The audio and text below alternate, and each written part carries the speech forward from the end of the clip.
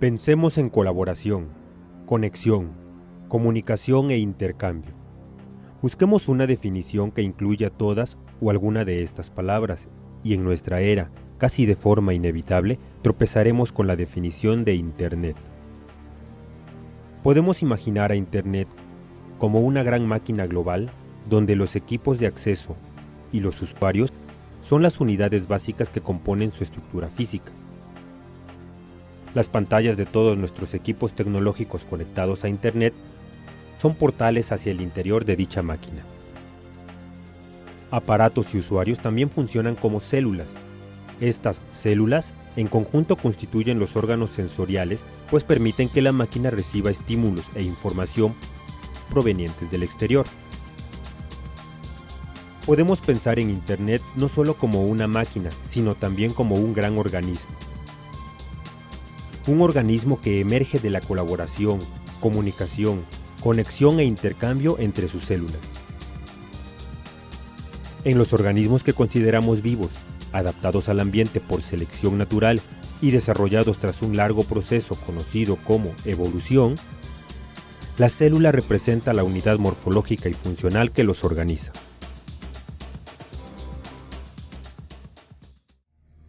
Para entender la importancia de la célula en los organismos vivos, realicemos un imaginario viaje por el tiempo hasta llegar a la Tierra en sus condiciones primitivas. Es en este escenario donde tiene lugar el relato científico que ofrece, entre otras cosas, un supuesto e interesante origen de la célula. Antes del surgimiento de lo que hoy consideramos vida, los océanos de la Tierra constituían un caldo primitivo que contenía diversas sustancias químicas. Bajo las condiciones que imperaban, las moléculas de tales sustancias formaban cadenas más largas, que se rompían y volvían a generarse y fragmentarse una y otra vez con facilidad. La diversidad e inestabilidad de estas moléculas las orientó hacia un proceso de cambio y perfeccionamiento a través de la selección natural como vía principal. Para fines de esta explicación podemos definir la selección natural como el proceso por el que la materia del universo cambia de un estado de menor estabilidad a otro más estable según las condiciones ambientales. De esta forma, la inestabilidad molecular del caldo primigenio continuó hasta que la selección natural generó cadenas más estables de moléculas.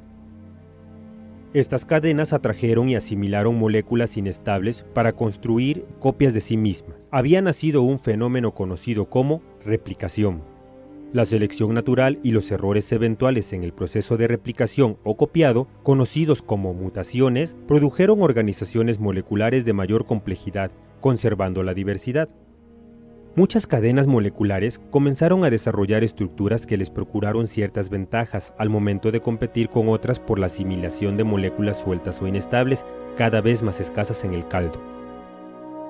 Una de estas primeras estructuras fue la pared celular, un dispositivo que mantenía disponibles para sí las sustancias químicas útiles y las protegía de ser sustraídas por otros complejos moleculares estables.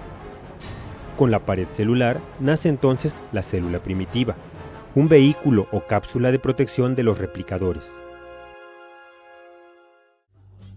La célula primitiva también pasaría por la selección natural y la evolución. El nacimiento de la primera célula es considerado el origen de la vida, la aparición del primer organismo vivo sobre la Tierra. Con la célula como unidad básica de la vida, comenzaría también una carrera armamentística entre los distintos replicadores y sus vehículos. El siguiente paso en la carrera armamentística fue la cooperación. Las células se organizaron para formar cuerpos multicelulares. Conjuntos de millones de células dieron origen a vehículos macroscópicos de elevada complejidad. Entre ellos, hoy podemos enumerar una pulga, una lombriz, un chimpancé, un hombre, un roble, un elefante o una ballena azul. Ser una organización de millones de células no es algo común en el universo de los replicadores. El esfuerzo es gigante y de cuantiosas complicaciones. Por esta razón, el número de organismos unicelulares o microscópicos como las bacterias supera de manera exorbitante al número de organismos como el ser humano. El mundo microscópico es un mundo saturado y peligroso. En un ambiente donde quedan pocas vacantes para ganarse la vida como un diminuto organismo, la evolución abre el camino para prosperar como un gigante. Si eres grande, estás en posición de comerte a los pequeños y quedas menos expuesto a ser comido por ellos.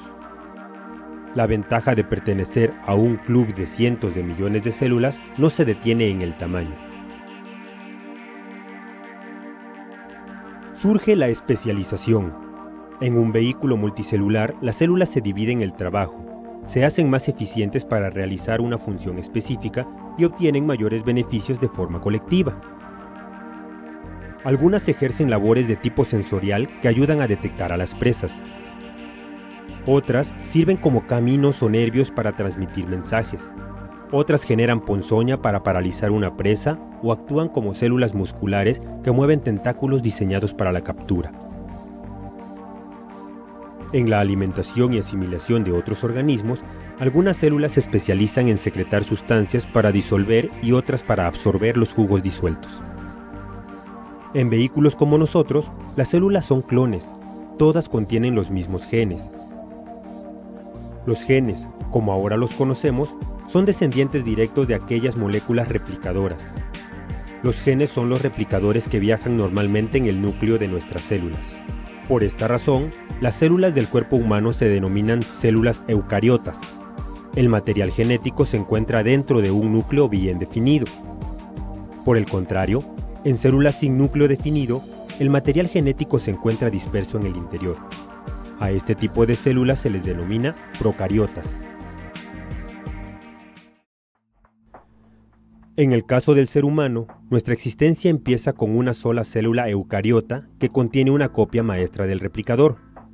Es en los replicadores o genes donde están escritas todas las instrucciones para construir un vehículo viviente, humano o de cualquier especie.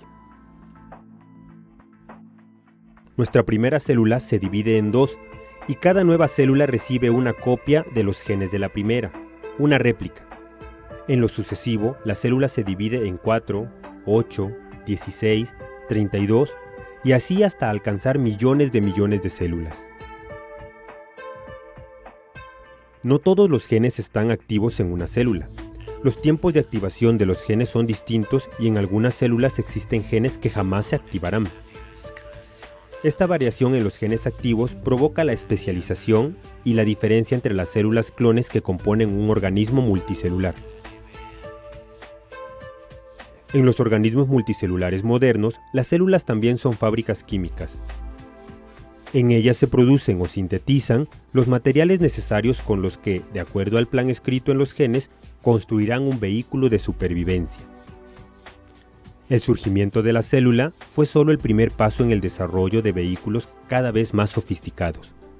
Vehículos vivientes sometidos a la selección natural y a la evolución. Un resultado visible de este proceso es la diversidad de formas biológicas que habitan la Tierra. Los genes habitan, se replican y transfieren, para persistir, de célula en célula, de vehículo en vehículo. Algo similar ocurre en el organismo tecnológico o gran máquina que es el Internet. Formado por millones de células o equipos y usuarios, la información, como los genes, se almacena, copia, reproduce y transfiere en largas cadenas, fragmentos o unidades de datos.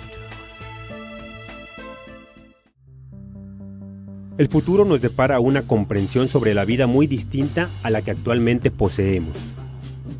El conocimiento biológico ocupa un lugar importante en nuestro siglo y se esperan avances venideros. Teorías como la selección natural y conceptos como el de organismo pueden aplicarse en otros ámbitos como el tecnológico. ¿Es correcto referirnos a los seres vivos como máquinas vivientes o vehículos de supervivencia? ¿Existe una evolución de las máquinas no vivientes? Además de los genes, ¿habrá otros tipos de replicadores en nuestro mundo?